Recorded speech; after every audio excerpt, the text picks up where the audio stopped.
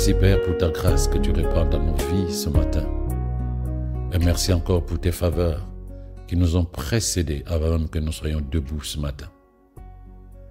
Oui, nous avons cette assurance et cette conviction qu'avant même que nous nous levions, tes pensées étaient déjà tournées vers nous et tu as planifié chaque seconde que nous sommes à même de vivre aujourd'hui pour la seule gloire de ton nom. Voilà pourquoi nos cœurs sont en paix. Voilà pourquoi notre esprit est tourné vers toi afin que tout ce que nous devons faire et être aujourd'hui le soit pour l'unique gloire de ton nom. Que la louange te revienne à toi seul, dans le merveilleux nom de Jésus. Amen. Shalom la famille, shalom bien-aimés. Alors ce matin, je voudrais nous partager Jérémie 17, verset 10. Jérémie 17, verset 10, voici ce qu'il dit. « Moi, le Seigneur, j'examine les pensées et le désir de tous. Ainsi, je peux traiter chacun selon sa conduite, selon le résultat de ses actions. » Donc, je reprends. Jérémie 17, verset 10. « Moi, le Seigneur, j'examine les pensées et le désir de tous. Ainsi, je peux traiter chacun selon sa conduite, selon le résultat de ses actions. » Donc, dans ce verset, le Seigneur nous fait comprendre une chose. En fait, qu'il nous traite tel que nous sommes. Parce que nous sommes ce qu'est notre cœur. Ce n'est pas ce que nous disons, ce n'est pas ce que nous faisons qui fait nous. Les êtres humains qui ne voient pas le cœur, ils vont se caler sur nos actions, sur nos paroles. Mais Dieu dit, ce n'est pas là-bas que je cherche. Ce que vous prétendez être, moi, ne m'intéresse pas. Moi, ce qui m'intéresse, ce que vous êtes vraiment, c'est votre cœur. Et il y a un exemple partant dans la Bible, c'est l'histoire de David. Le jour où David a été oint roi d'Israël. Donc lorsque tu lis ce verset, cette histoire, donc dans 1 Samuel 16, le prophète Samuel va dans la maison de Jessé, donc le père de David, pour oindre un des fils de ce monsieur, parce que Dieu lui a dit, j'ai choisi un roi pour Israël à la place de Saül, et il est fils de Jessé. Voici comment le prophète Samuel se lève et il va chez Jessé pour oindre un de ses fils. Mais Dieu ne lui a pas donné un nom. Il ne lui a pas donné de nom. Il a dit, va chez Jessé. Donc il arrive et on met tous les enfants par ordre de naissance et le premier qui se présente devant le prophète Samuel, c'est Eliab. Eliab, de l'apparence extérieure, était tout ce que tu voudrais toi comme un leader. Mais au moment où il s'est présenté et que Samuel, le prophète, l'a vu, lui-même, le prophète, s'est dit, c'est certainement lui que le Seigneur a choisi. Apparence extérieure. Cependant, la Bible dit ceci. Mais le Seigneur lui dit, donc le Seigneur dit au prophète Samuel, ne te laisse pas impressionner par son apparence physique et sa taille imposante, car ce n'est pas lui que j'ai choisi. Je ne juge pas de la même manière que les hommes. L'homme ne voit que ce qui frappe les yeux, mais moi, l'Éternel, je regarde au cœur. Oui, Dieu avait raison. Nous sommes trop impressionnés par les apparences extérieures. Trop impressionnés.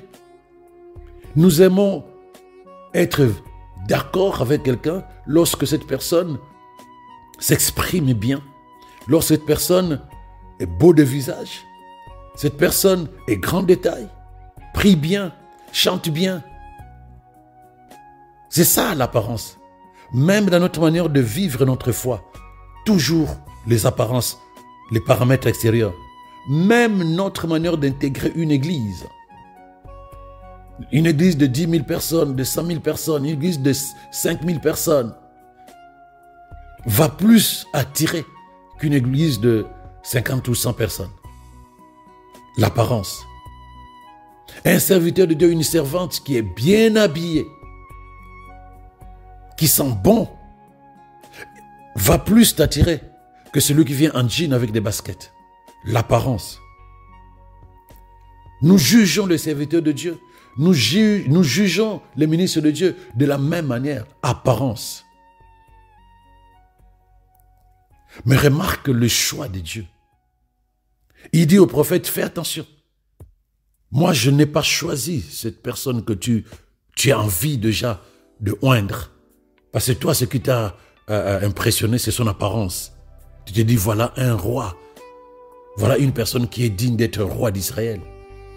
Mais moi, le Seigneur Dieu Tout-Puissant, je regarde ce qu'il y a à l'intérieur, je scanne le cœur.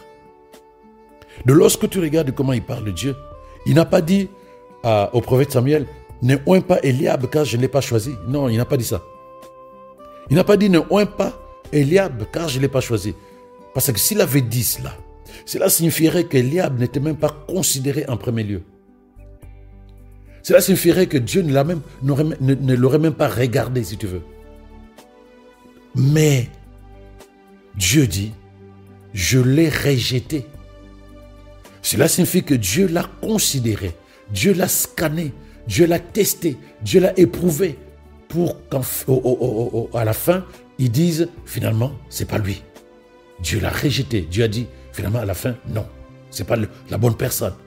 Il a regardé le cœur. Donc quand le prophète Samuel s'est présenté, quand il a vu Eliab devant lui, il n'avait pas la faculté de voir le cœur. Mais Dieu a considéré le cœur d'Eliab. Dieu a scanné le cœur d'Eliab et il s'est dit, c'est pas la bonne personne pour conduire mon peuple. Mais est-ce qu'Eliab savait? Eliab savait-il que Dieu est passé le considérer? Est-ce qu'Eliab savait que Dieu est passé le scanner pour évaluer s'il pouvait être roi d'Israël? Je crois qu'il ne savait pas. Je pense qu'il ne savait pas. Mais Dieu l'a effectivement considéré. Dieu l'a effectivement scanné. Mais l'a trouvé léger. Et il a dit au prophète, c'est pas lui. Je le rejetais. On ne peut pas rejeter quelque chose qu'on n'avait pas d'abord pris en compte. Donc si tu suis très bien le fonctionnement de Dieu, il prend en compte toutes les personnes. Mais c'est sur le chemin que nous sommes les uns, les autres disqualifiés. Il prend en compte, sinon il n'aurait pas rejeté Eliab, s'il n'avait pas pris en compte au départ. Il ne l'aurait pas rejeté. Non, je réalise que c'est pas bon, je jette. C'est ce qui s'est passé. Il prend Eliab, il dit, ok, je prends Eliab. Et il réalise que son cœur n'est pas approprié. Il dit, je rejette. Et il le fait pour tout, pas seulement pour le ministère. Il le fait pour tout. Il est à même de lever n'importe quelle personne pour le positionner quelque part parce qu'il sait que cette personne va être un instrument pour la gloire de son nom. Mais sur le chemin de notre destinée, sur le chemin de notre vie, nous faisons des choix, nous marchons d'une manière, nous polluons à l'intérieur de nous. Et progressivement, nous sommes plus dignes d'être utiles à Dieu. Et lorsque l'Esprit passe pour scanner, nous devenons légers. Lorsque l'Esprit passe pour considérer, il dira non, ce n'est pas bon. Mais Eliab a été au départ considéré jusqu'à ce que Dieu le rejette. Tu ne sauras pas, bien-aimé, quand est-ce que l'Esprit va passer pour te considérer ou pour te tester, pour voir si tu es à même d'être affecté au plan de Dieu pour la gloire de son nom, pour voir si tu es à même d'être promu, pour que le Seigneur se glorifie dans ta vie au travers les œuvres que tu vas accomplir. Oui, il fait les choix. C'est lui qui fait le choix. Mais ces choix ne sont pas basés sur ce que nous voulons ou nous présentons. Ces choix sont basés sur ce que nous sommes à l'intérieur de nous. Mais il considère tout le monde. Il considère tout le monde. Jusqu'à ce qu'ils rejettent les uns les autres parce que chacun est à même de se disqualifier au travers d'un comportement, une attitude intérieure qui ne permet pas à Dieu à dire « je vais prendre cette personne pour être utile à ce que j'ai comme projet afin que mon nom soit glorifié ». C'est important de réaliser cela, bien-aimé. Tu as des projets pour la vie. Tu as un ministère.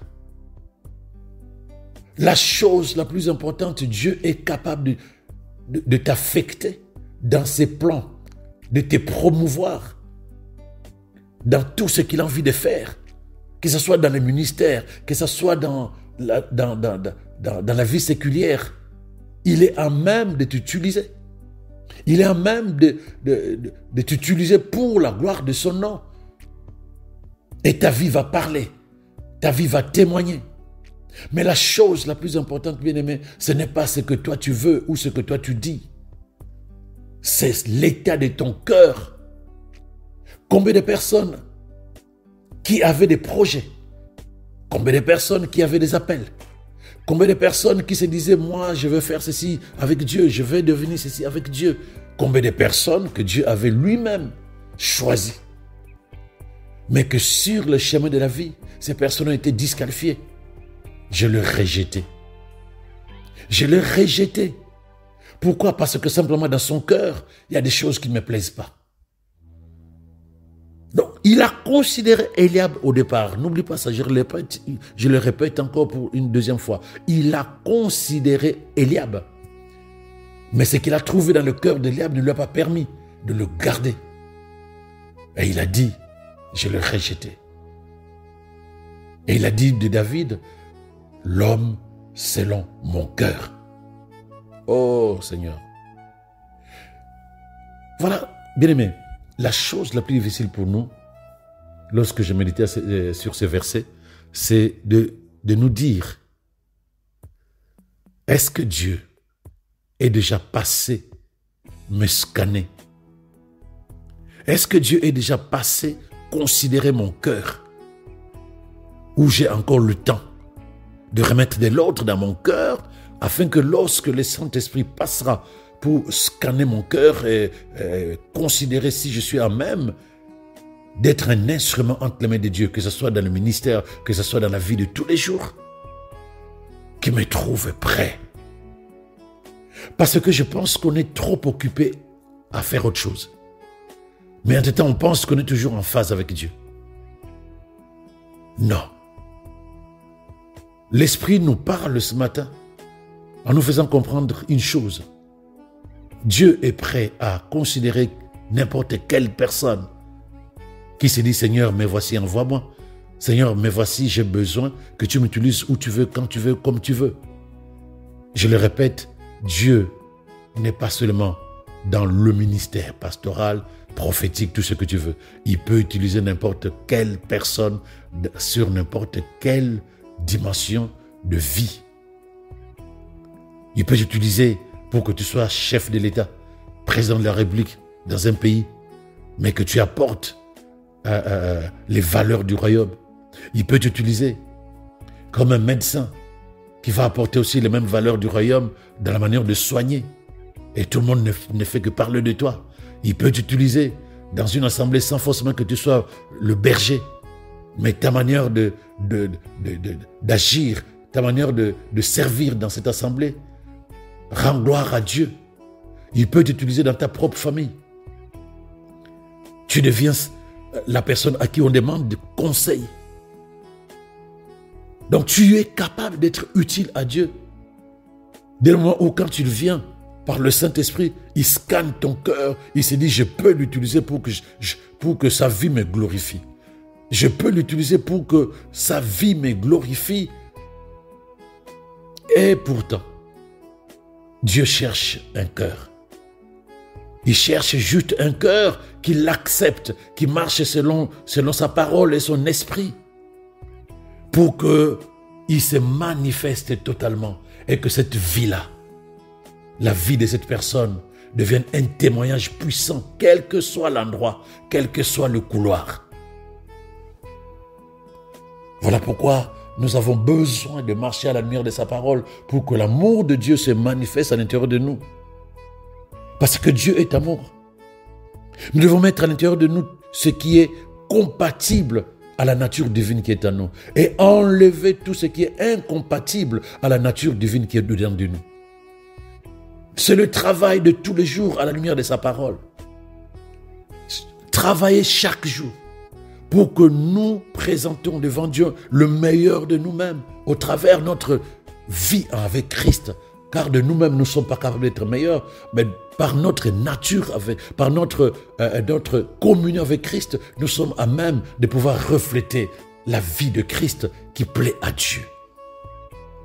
Enlever tout ce qui est hypocrisie. Vivre dans l'intégrité du cœur. Vivre dans la droiture. Car la vérité, Dieu regarde le cœur. Il discerne les pensées. Il discerne les intentions de ton cœur bien-aimé. Et la seule chose qu'il veut, que tu surveilles toujours ton cœur et que tu te débarrasses de tout ce qui est incompatible à la nature divine qui est en toi, qu'il t'a donné. Voilà donc ce que je voulais partager avec toi. La chose la plus importante, c'est ne pas ce que nous faisons, ce que nous disons, ce que nous pensons. La chose la plus importante, comment est l'état de notre cœur, car et nos paroles et nos pensées et nos actions ont la même couleur que notre cœur. Voilà pourquoi Dieu qui est esprit ne va pas chercher autre chose. Il n'est pas impressionné par nos actions, notre manière de prier. Il n'est pas impressionné par notre manière de prêcher ou notre manière de donner.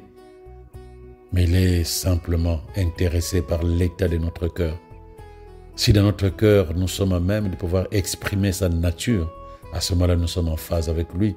Il a même de dire, voici la personne qui est en face là. C'est une personne selon mon cœur. L'homme selon mon cœur, la femme selon mon cœur. Donc notre pensée doit être celle de travailler dorénavant à laisser notre cœur être malayé par la parole de Dieu, comme dit Romains 12, verset 2. Parce que pour avoir le cœur de Dieu, pour que Dieu dise l'homme selon mon cœur, il faut que ce cœur soit totalement inondé de sa parole. Il faut que ce cœur soit totalement rempli de la sémence de sa parole. Et quand cette sémence va germer, croître, grandir, il n'y aura plus rien d'autre à l'intérieur. Et c'est là où le Seigneur nous demande une chose, de nous nourrir de sa parole, afin que nous soyons compatibles à la nature divine qui est notre nature spirituelle aujourd'hui. Il a besoin que nous soyons capables d'enlever tout ce qui est incompatible à notre nature divine. Et nous sommes capables, puisqu'il est dit plusieurs fois dans la Bible. Et même la preuve, c'est que même dans la vie de tous les jours, nous sommes capables de prendre des décisions, d'enlever quelque chose, de faire quelque chose, et nous le faisons bien. Donc nous sommes capables aussi de prendre la décision de transformer progressivement, de nous laisser transformer progressivement à la lumière de la parole de Dieu pour que notre cœur plaise à Dieu.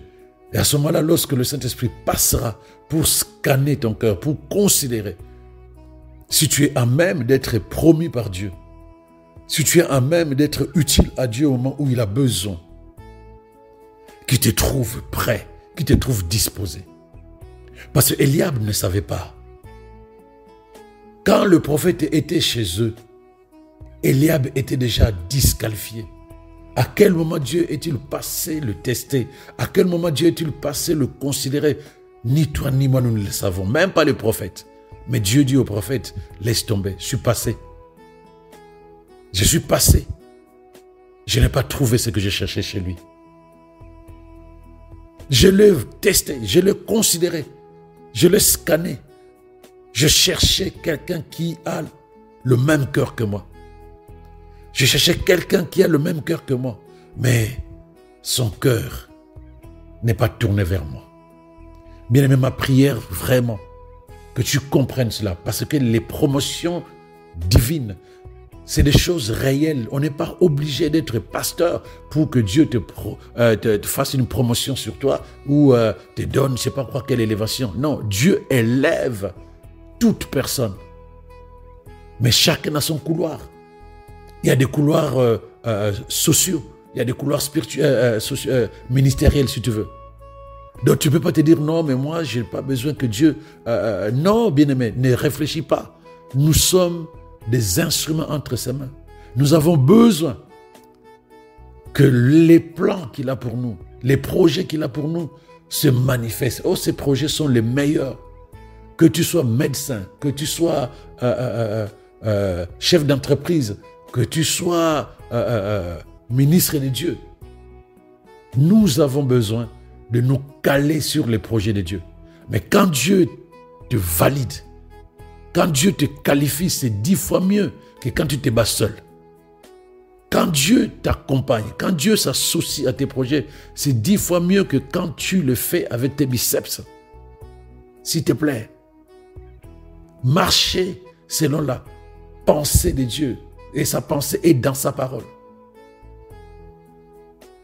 Avant que l'esprit ne te disqualifie, ne dise « Non, je suis passé. Et je l'ai trouvé léger. » Que le Seigneur ait compassion. Merci Père de ce que tu nous permets chaque jour de nous aligner avec ta parole pour connaître et marcher dans ta volonté. Merci de ce que tu nous permets de pouvoir avancer chaque jour dans la conscience de ce que toi tu es pour nous, de ce que nous sommes pour toi. Que la louange te revienne de ce que ce matin encore, tu nous permets de rentrer dans ce qui est essentiel. Travailler pour que nos cœurs te plaisent. Travailler pour que nos cœurs réjouissent le tien.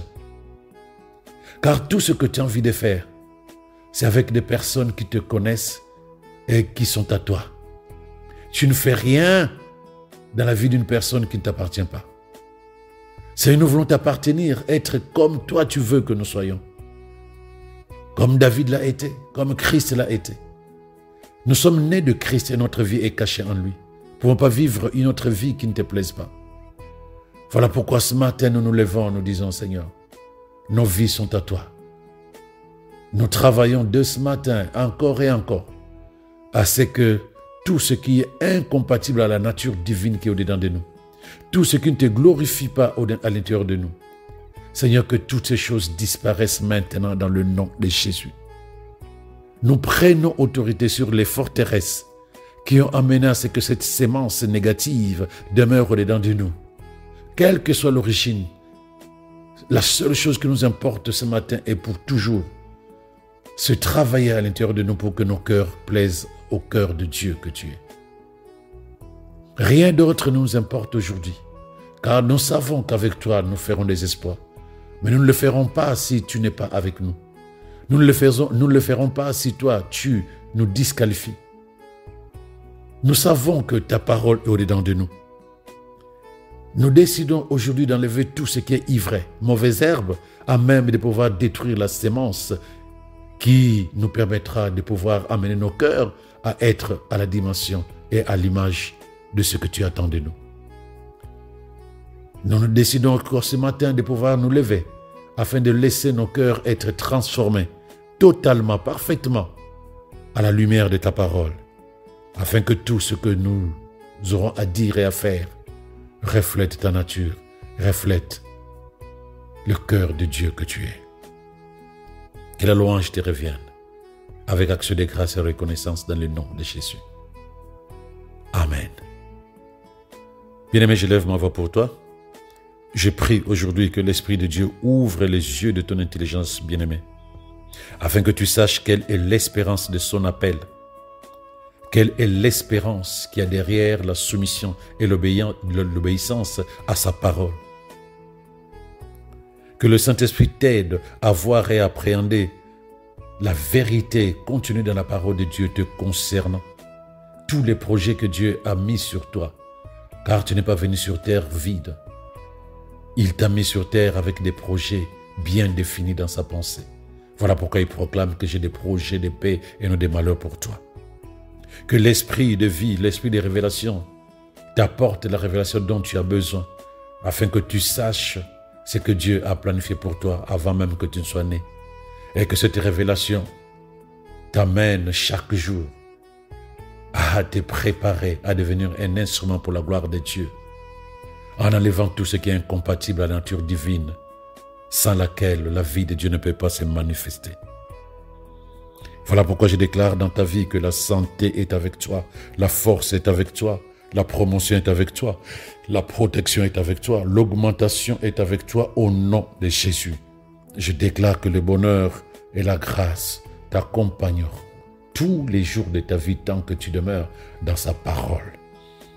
Aucune arme forgé contre toi ne va prospérer au nom de Jésus. Aucune pensée de l'ennemi ou des hommes ne va changer le plan de Dieu dans ta vie au nom de Jésus. Shalom bien-aimé. Excellente journée.